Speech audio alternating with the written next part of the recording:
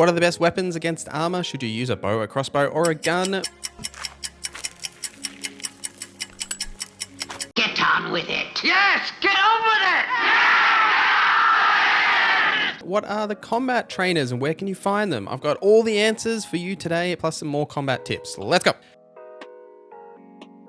Let me know your favorite weapon in Kingdom Come Deliverance 2 in the comments. We'll start with some general how combat works stuff, as combat is quite different in KCD compared to other games. Now, the main difference that you'll notice is the directional markers when you lock onto the target, indicating the directions that you can attack from, as well as the directions your opponent can attack from. You can tell what direction your opponent is currently facing or using because of the way that they're holding the weapon. Now, these directional options will change depending on the weapon you are using. With a longsword, for example, you have 4 options, including the bottom one. For a polearm, you've only got the bottom 3, and the heavy weapons, you've only got the top 3. When you see an enemy swing at you, you can parry that attack with left trigger. You'll see a shield icon pop up, and then from there, you can actually directly counter attack, which you'll see the indicator then have like these 2 blue shields cross.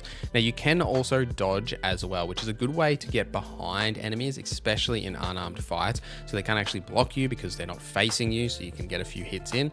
Obviously, your primary goal in combat is to defeat your enemy by hitting them and trying to aim for locations that they don't currently have covered. Now, they can still block these attacks, but the easiest way to guarantee hits on enemies is via using combos as well as master striking. Now, all weapon types have their own combos, and you can learn a ton more during the game, and I'll tell you exactly where you can find all the combo vendors later in this video. But first, let's talk about the different weapon types and master striking. So we'll start with swords, as I think swords is the primary weapon that most people will use, and it's definitely the one that I use the most. Now, swords do primarily slash damage, but they do have the lower option in their like little reticule, which is actually like the stab, the piercing damage. While being one of the most versatile weapons in the game because they do have some great parry capabilities and blocking capabilities, they are one of the best weapons in the game because of master striking. Now, you can obtain this in the Trotsky region at the Nomad camp by talking to Tomcat and completing the Combat Training 2 quest, which you can do very early in the game. And what this will allow you to do is essentially block an attack while also automatically countering that attack at the same time. Now, by doing the training here, you'll essentially learn how it works, but basically what you need to do is attack from the opposite direction that your opponent is attacking from when you're in that parry window, and you'll trigger like that master strike animation. You can do this with any form of sword, including a short sword. If you have a shield equipped as well, it works exactly the same. Now, in terms of swords, like what swords to use, I personally love long swords just because they have such high amounts of damage potential. They're also great for poking reach as well, and they have good combos and slash damage, and fantastic for master striking, as well as having the defensive capabilities of holding such a sword like that. Now, there are other swords as well, like you can have sabers that do bleed damage, or hunting swords that can do a little bit of like the crush, the blunt damage, and then you've also got the short swords, which are best comboed with a shield. Now, swords also use the agility skill line, and if you want to increase your slash and stab damage, you should grab those Viper and Finesse skills in the agility line, which will absolutely help for this line. There's also a couple of other skills I would recommend to grab in the swords line, first being Opening Strike. If you successfully wound an opponent by a strike to an uncovered zone, it will be more difficult for your opponent to block your subsequent attacks, and also Slice and Dice. Each of these subsequent sword strikes in an unbroken series will deal more damage than the previous one. A series of strikes can be interrupted by a successful block, dodge, etc, etc. Regardless of the weapon you are using, you definitely want to grab like all of the perks in that line as you do level them up, because the more you use that weapon, the more that skill will increase, which will then give you perk points that you can spend. Also, if you are using long swords, Arm of the Beowulf is fantastic because it allows you to either have a shield or a torch in your offhand when you're wielding a longsword. Pretty much you'll never actually put a shield in your offhand, but you can. It'll just change your swords to the short sword combos, but you should, because at night having a torch in your offhand is super beneficial when it is very dark. Heavy weapons, on the other hand, are encompassed around either a warhammer, an axe, or a mace. There's a couple of things to note here. Axes deal slash damage, so there's less benefits to actually using an axe other than the aesthetics of it if you choose and you like the heavy armor combos.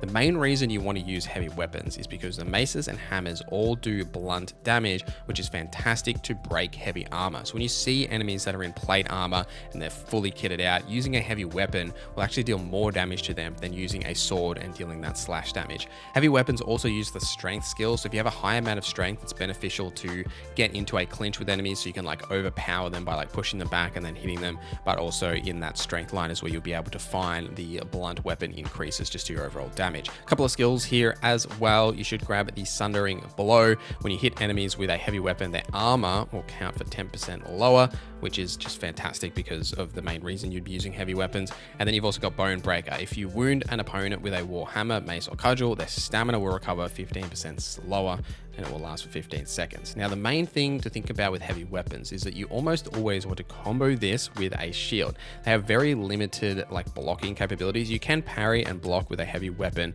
but they will damage the weapon very quickly, and it's not their primary focus, which is why you want to have this with like, say, a heavy weapon and a shield in your offhand. And then you've also got unique combos with the heavy weapon and shield as well that you can trigger.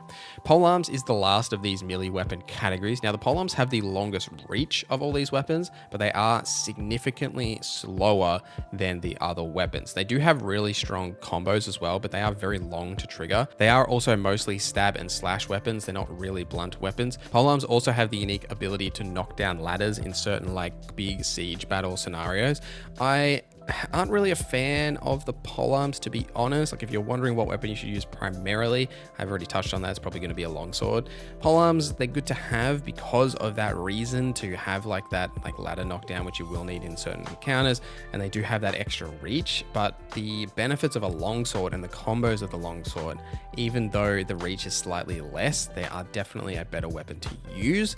Though you could definitely use a polearm if you wanted to. There's just a lot of caveats to think about in terms of speed, especially if you are fighting a lot of enemies. They can definitely be a bit of a challenge. A big general tip, regardless of what weapon you're using, is you should know 2 to 3 combos for that weapon off the top of your head, as combos are like the only guaranteed way to hit a target, as the last attack in a combo will always hit the target, alongside the Master Strike that we touched on with the sword specifically. So there is also an element of using these skills with Henry and leveling up his ability to use them. As the higher that skill is, the more chances you will have of hitting, plus obviously the perks that you have will also make that overall usage of that weapon better. But it's also, you got to think about your own skill and remembering a couple of combos so you can quickly pull them out of the memory bank and use them in those encounters to guarantee hits. Also, if you like what we do here, consider hitting that like button or subscribing, or the membership program. For just $1, you can get early access to videos like this and all of my other guides, build videos, and those cheeky long form essays we do. Plus, there are other benefits like members only channels in the Discord, merch, and more. So if you like what we do here, please consider hitting that join button or subscribing, as it helps me more than you know. But enough of that, back to the video.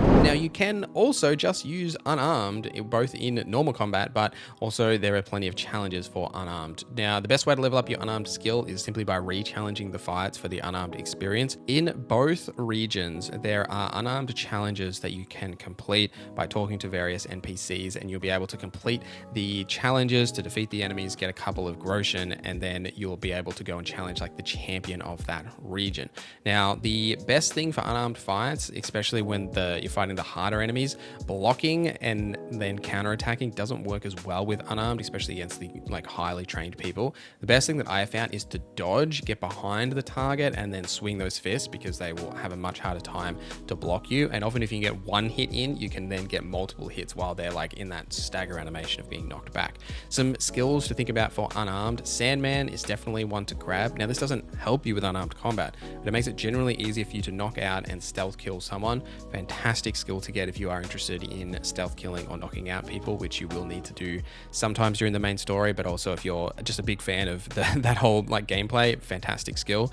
Jawbreaker is actually good for unarmed fights. Now, each of your subsequent unarmed attacks in an unbroken line will do more damage than the last. Just like how I mentioned how you can dodge around the enemy and then keep swinging, if you can get multiple hits on the enemy, that will increase the damage that it's doing. And then Sting Like a Bee. After the first 30 seconds of a combat in which you are unarmed, your attacks will be 30% stronger and your stamina will recover 30% faster. So essentially, in these harder unarmed challenges, and if you're just choosing to use unarmed generally in the game, if you just kind of like wait 30 seconds, you're going to get 30% stronger attacks and 30% faster recovery. So definitely surviving that first 30 seconds and then going ham is very beneficial. If you are trying to get the unarmed combos, you'll get a couple from the typical combat vendors that we'll touch on in a bit, but you'll also get one combo by defeating the champion in each region. Now, in the Trotsky region, that is the herbalist Barnaby, which is north of Trotsky Castle. And in the Kuttenberg region, it's the gravedigger who hangs out at the cemetery in Kuttenberg, but you'll actually need to defeat the other challenges in the region before you get pointed there. Marksmanship is another skill which involves your bow, your crossbow, and your gun. There's a bit of a push and pull here between these weapons. For a bow, for example, it has the fastest reload, but the weakest range and often the weakest damage. Crossbow is the second fastest reload, but also much higher damage potential and much higher range and penetration. Gun, on the other hand, is just so slow to reload. However, the benefits here is like 9 times out of 10, it's a one-shot kill if you can actually hit the enemy, because it's very hard to hit.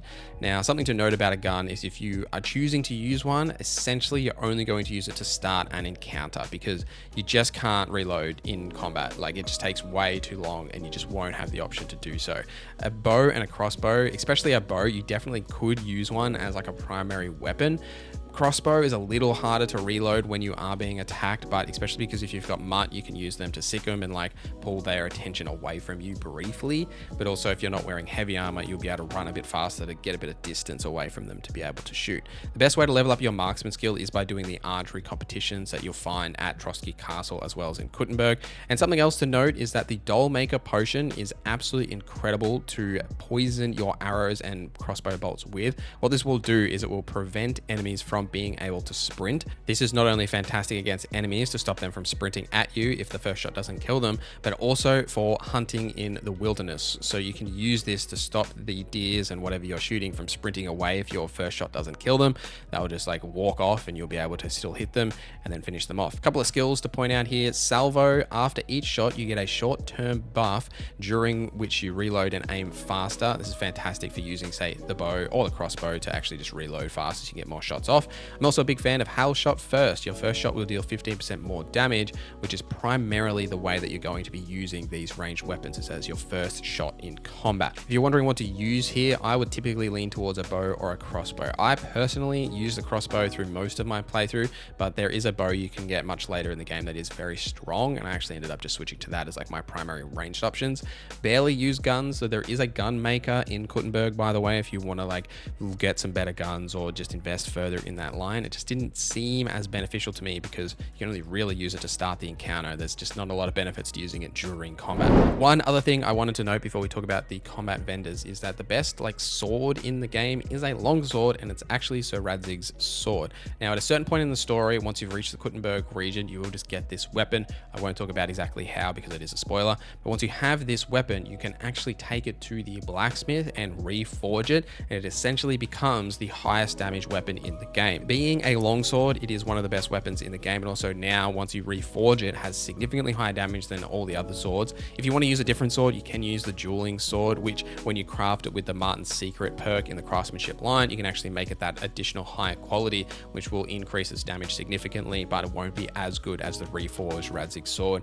But also something to note with swords as well is that you can take them to the sharpening wheel. If you combine that with the sharp as a razor perk, they will just generally do 10% more damage because you sharpen the sword yourself. All right, all the combat vendors. Something to note about these is that they're not always going to be available to you. So when you run into these vendors, you absolutely should be buying all of their combos at that specific time. In my playthrough where I have finished the game, I have missed a couple of these because I didn't actually buy them all at the same time and they're not available to me, so I can't even get all of the combos, which is quite sad. Before I talk about these people, there is some like slight spoilers here because I'm obviously telling you the name of a person and the location in which you can find them, and I'll be very vague about at what point they disappear, that you can't actually access them, but it's just something to note that I'm going to tell you the names of people. It's not like massive spoilers, but if you don't want like any spoilers, then obviously that's a thing, but I'm going to put them in order from the earliest you'll find them in the game till the latest, so just keep that in mind. All right, so first is Master Tomcat, which you've probably heard of at the Nomads camp. He sells mostly sword combos that you'll be able to get from him. He's also the guy you get the Master Strike from that we touched on earlier in the video.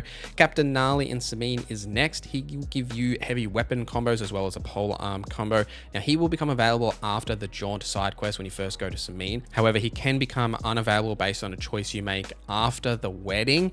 So just keep that in mind, that as soon as he's available as a vendor, you probably should go over there and buy those combos from him. Black Batash in Trotsky Castle is another one that sells a few combos. Now, he will be available as soon as you reach Trotsky Castle, and he's available all throughout the game, but I would recommend to buy them from him as soon as you run into him, because there is a period of time where you can't get back to Trotsky Castle, so you won't actually be able to get those combos. Captain Frenzel in Suckdale Castle is the first one that you'll run into in the Kuttenberg region very quickly after arriving in that region. Definitely buy these combos immediately, as he does become unavailable at a certain point late in the story, and it's completely unavoidable. The Dry Devil at Devil's Den is next. Now, once you have met him and he does come to the Devil's Den, you will be able to talk to him, learn his combos, and he's also someone that you can find in the combat arena there if you want to get your skill up.